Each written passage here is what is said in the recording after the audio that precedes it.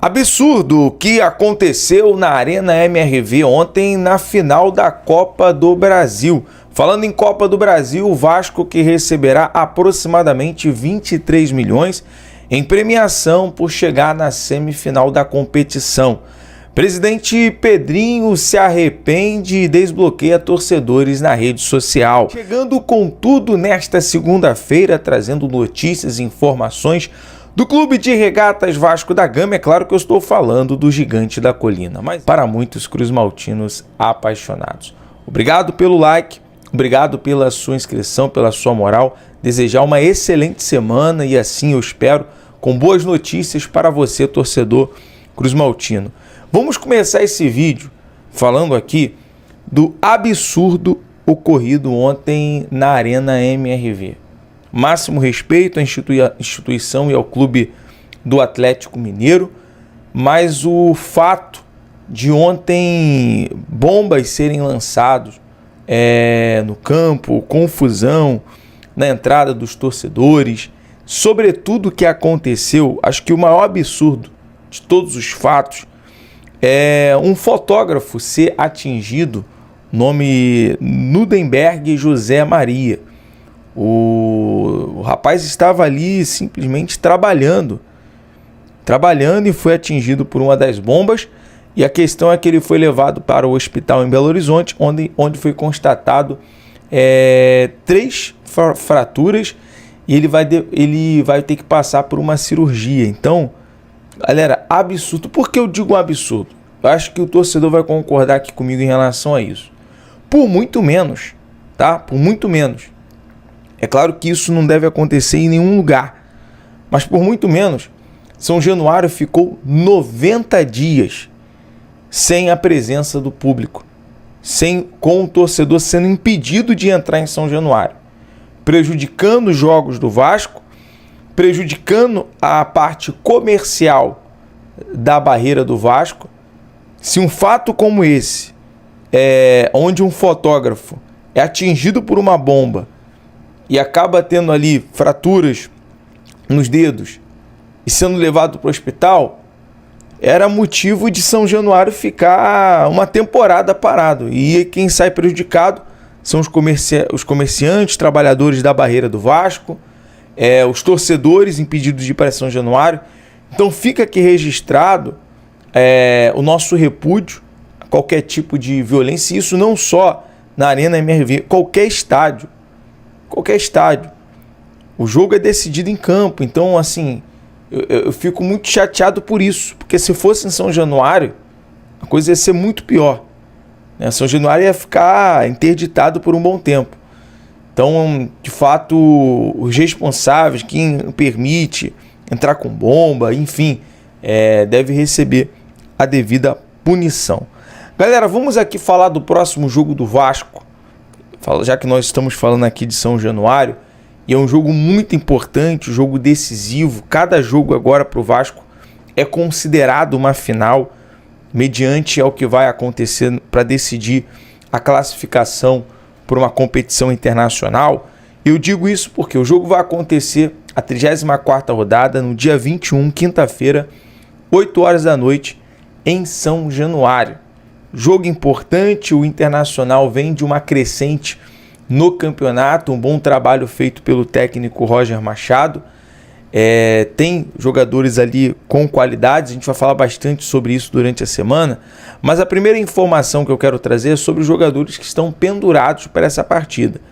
É o Léo, o Lucas Piton, o Maicon e o Matheus Carvalho e o Ryan. São jogadores que, se tomar o terceiro cartão amarelo, ficarão suspensos para a partida contra o Corinthians. Então o Vasco tem uma sequência agora internacional em casa, tem o Corinthians na Neoquímica Arena. São jogos considerados de fato final. O Jair, ele foi amarelado no último jogo contra o Bahia, mas não corre o risco de ficar pendurado. Então o técnico Rafael Paiva terá aí uma semana, basicamente 11 dias, né? 11 dias, podemos afirmar assim, nesse período de data FIFA, para ajustar o time fisicamente. Eu digo isso relacionado a Payet, a Felipe Coutinho, a todos os jogadores. Eu acho que a parte física do Vasco hoje é o principal ponto de alerta ligado para poder se recuperar. É o maior questionamento. Agora não dá para a gente falar sobre contratação porque a janela está fechada. Agora esses jogadores dar vida em campo para poder buscar essa classificação. Eu digo isso porque o Brasileirão virou um G7. O Flamengo campeão da Copa do Brasil, então abre mais uma vaga para a pré-Libertadores. Se o Cruzeiro for campeão contra o Racing da Sul-Americana, vira um G8. E também o Botafogo sendo campeão da Libertadores, vira um G9. Então são chances reais do Vasco ter a possibilidade de competir numa pré-Libertadores da América, se classificar para a fase de grupos da competição internacional. Então agora o momento é pensar nisso. O foco é esse. Não dá para chegar numa partida contra o Internacional e ter uma marcação como o Vasco marcou o Fortaleza, um sistema tático furado, o time sem vontade. Não, agora é jogar pelo torcedor. Eu sei que muitas das vezes o jogador está cansado, final de temporada, mas é o torcedor que está ali apoiando, é o torcedor que está ali comprando ingresso, que merece ver o Vasco disputar assim uma Libertadores da América. Então, a princípio, é considerado uma boa notícia. E vamos falar sobre a premiação agora da Copa do Brasil, né? Da fase da Copa do Brasil. Na primeira fase, o time de Série A levou 1,3 milhões. Na segunda fase, o time de Série A levou 1,7, quase 1,8 milhões. E na terceira fase, o Vasco se classificou diante do Fortaleza, foi uma renda de 2,2 milhões. Oitavas de final, o Vasco se classifica contra o Atlético Goianiense, quase 3,5 milhões. E nas quartas de final, diante do Atlético Paranaense, o Vasco levou 4,5 milhões. E quem chegou nas semifinais, 9,5 milhões. Então, somando isso tudo, o Vasco vai receber uma premiação aí de quase 23 milhões da competição dessas fases da Copa do Brasil. Essa fonte veio até do portal do Globo. Bom, passando nisso, o Verratti também terminou a Copa do Brasil como artilheiro. O Verratti que tem a possibilidade também de ser o artilheiro agora do Brasileirão e ganhar o troféu Roberto Dinamite. Acho que ele merece muito isso, mas tem que fazer por onde, né? O Verratti precisa ter jogadores ali que possam contribuir coletivamente. Essa é o maior questionamento, né? Hoje, se a gente for pegar o que está salvando, é o Léo Jardim, que fez defesas importantíssimas no último jogo, e o Verratti quando ele faz gol. Mas o Verratti acaba ficando limitado porque a bola não chega, não tem criação. Essa é a realidade. Galera, passando aqui essa questão da Copa do Brasil, o presidente Pedrinho voltou atrás, né? Se arrependeu e desbloqueou torcedores nas suas redes sociais e outras páginas de relevância. Então aí o Pedrinho vem desbloqueando os torcedores diante de toda a cobrança. Eu acho que isso ainda é muito pouco, tá? Eu acho que isso é o mínimo. Você ser acessível nas redes sociais e ter um bom relacionamento com o torcedor, isso é o mínimo. Eu acho que já falamos isso e vamos cobrar isso durante essa semana.